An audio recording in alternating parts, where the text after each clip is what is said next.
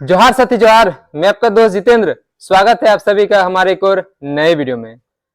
अभी social media की अगर बात करें तो जयराम महतो की पार्टी जेएलकेएम झारखंडी लोकतांत्रिक क्रांतिकारी मोर्चा के रजिस्ट्रेशन के बाद सामने आया था। इसके बाद जयराम महतो ने डुमरी में एक सभा के माध्यम से ये चीज लोगों को जानकारी दी है कि जेएलकेएम का जो पार्टी सिंबल है कैंची छाप वो आ चुका है। उसके बाद सोशल मीडिया में जोर शोर से पूरा झारखंड भर में जयराम महतो के जो जेएलकेएम पार्टी के जो समर्थक हैं, जो पदाधिकारी हैं, जो उनके कार्यकर्ता हैं, वो सभी सोशल मीडिया में एक दूसरे को बधाई दे रहे हैं और साथ ही झारखंड की जनता को उनका झारखंड की जनता को जो आशीर्वाद मिला है उनका उनको धन्यवाद कर रहे हैं। अब देखना यह 2024 का विधानसभा चुनाव में कैंची छाप को लेकर के अब कितना जोर शोर से इनका चुनाव प्रचार हो पाता है और कितना लोगों का जो आकर्षण है वो अपनी पार्टी की ओर खींच पाते हैं। क्योंकि जब लोकसभा चुनाव आया था तो कहीं ना कहीं जयराम महतो ने इस चीज की जानकारी दी थी कि तमाम क्षेत्रों में, अलग अलग लोकसभा क्षेत्रों में जो उनका चुनाव चिन्ह था वो अलग अलग था, जिसको लेकर के प्रचार प्रसार करने में काफी समस्या हो रही थी।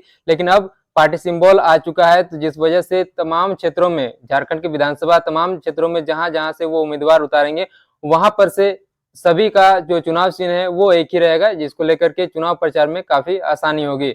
अब इनके जो पार्टी के समर्थक हैं उनमें काफी खुशी आई हुई है और ये उनके जो कार्यकर्ता है, उनके जो पदाधिकारी हैं, लगातार इस चीजों को लेकर के सोशल मीडिया में, मीडिया प्रेस में ये सब चीजों की जानकारी देते रहे हैं कि पार्टी रजिस्ट्रेशन, पार्टी सिंबल को लेकर के लगातार कई महीनों से वो संघर्ष कर रहे थे और इसमें कई सारी रुकावटें भी आ रही थी। अंततः उनका जो संघर्ष है उनका रंग लाया और पार्टी रजिस्ट्रेशन के बाद अब पार्टी सिंबल भी आ चुका है। हालांकि सोशल मीडिया में कई तरह के का बात चल रहा था कि कुछ और पार्टी सिंबल आ सकता है, लेकिन फाइनली अब कैंची छाप आ चुका है। सोशल मीडिया में लोगों ने प्रचार प्रसार भी शुरू कर दिया है।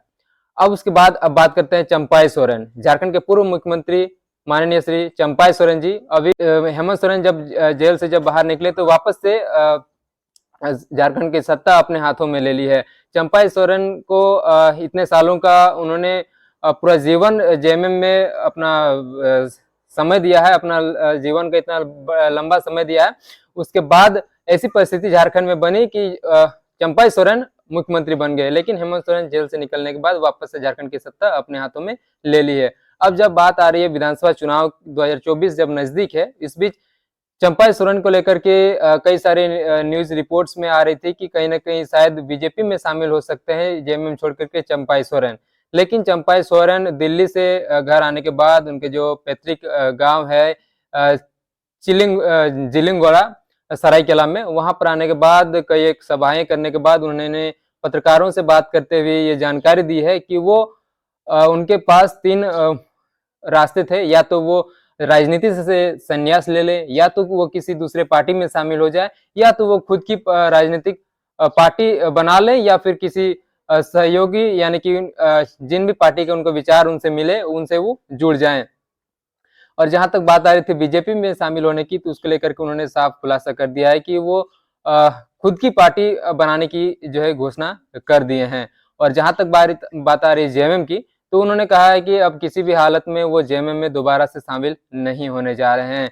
और उन्होंने ये भी कहा है भविष्य में कि अगर किसी राजनीतिक पार्टी से उनका अगर यदि दोस्ताना बनता है तो उनके साथ गठबंधन कर सकते हैं। लेकिन उन्होंने पार्टी बनाने को लेकर के भी घोषणा कर दी। उन्होंने ये कहा है कि जेएमएम के शिबू सोरेन के बाद अब वो पार्टी के वरीय नेता हैं और उसके बावजूद उन्हें सम्मान नहीं मिला है। उसको लेकर के उन्होंने पार्टी बनाने को लेकर के बात कहा कि वो अब अपने जीवन का एक नया अध्याय लिखने वाले हैं, नया अध्याय अब शुरू करने वाले हैं। और उन्होंने भविष्य को लेकर के कहा है कि अगर उन्हें राजनीति में अगर कोई साथी मिलता है किसी, तो उनके साथ वो जुड़ करके राज्य का भविष्य के लिए वो अपना संघर्ष कर सकते हैं। अब बारी आती है झारखंड सरकार के पूर्व मंत्री अमर बावरी जी और चंदन कियारी विधानसभा के वर्तमान विधायक अमर कुमार बावरी जी, उनको लेकर के आ रहा था। क्योंकि झारखंड में बीजेपी और आजसू का गठबंधन है, उसको लेकर के कई तरह की बातें चल रही थी। क्या पता इस बार गठबंधन रहेगा या गठबंधन नहीं रहेगा। अगर गठबंधन होता है तो चंदन कियारी विधानसभा क्षेत्र से आजसू के जो पूर्व विधायक हैं उमाकांत रजक जी पूर्व मंत्री भी रह चुके हैं, तो वो कहीं ना कहीं यहाँ से उनका जो है नजर है कि चंदन कियारी विधानसभा क्षेत्र से चुनाव लड़ने को लेकर के। उस बीच अखबार में एक न्यूज आ रहा था जिसमें लिखा हुआ था कि अब अमर कुमार बावरी जी निरसा से विधानसभा चुनाव लड़ने वाले हैं, जिसको लेकर के अमर कुमार बावरी जी ने एक वीडियो के माध्यम से इसका जानकारी लोगों को दी है कि वो चंदन कियारी विधानसभा क्षेत्र के लोगों का आभारी है। उनके बदौलत, उनके आशीर्वाद के बाद वो विधायक बने, मंत्री बने, अब वो वर्तमान विधायक है और उनका आशीर्वाद हमेशा अमर कुमार बावरी जी के ऊपर रहा है। तो उन्होंने कहा है कि चाहे जो भी हो, मैं चंदन कियारी छोड़ने वाला नहीं हूँ।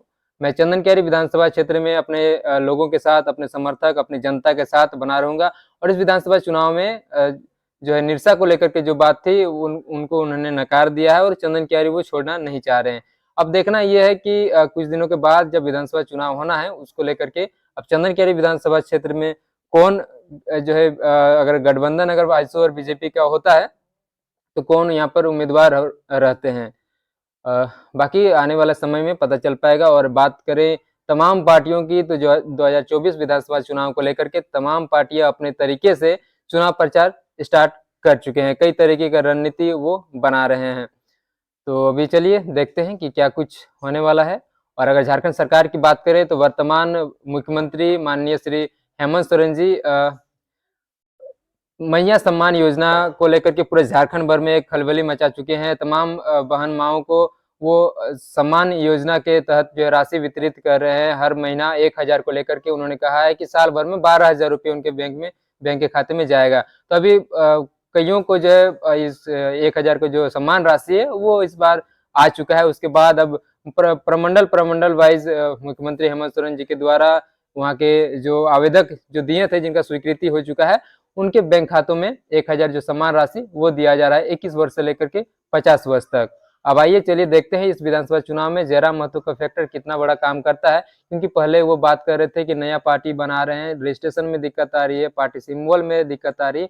इस बार पार्टी सिंबल भी मिल चुका है, रजिस्ट्रेशन भी हो चुका है। अब क्या कुछ असर इसमें हो सकता है 2024 का इस विधानसभा चुनाव में।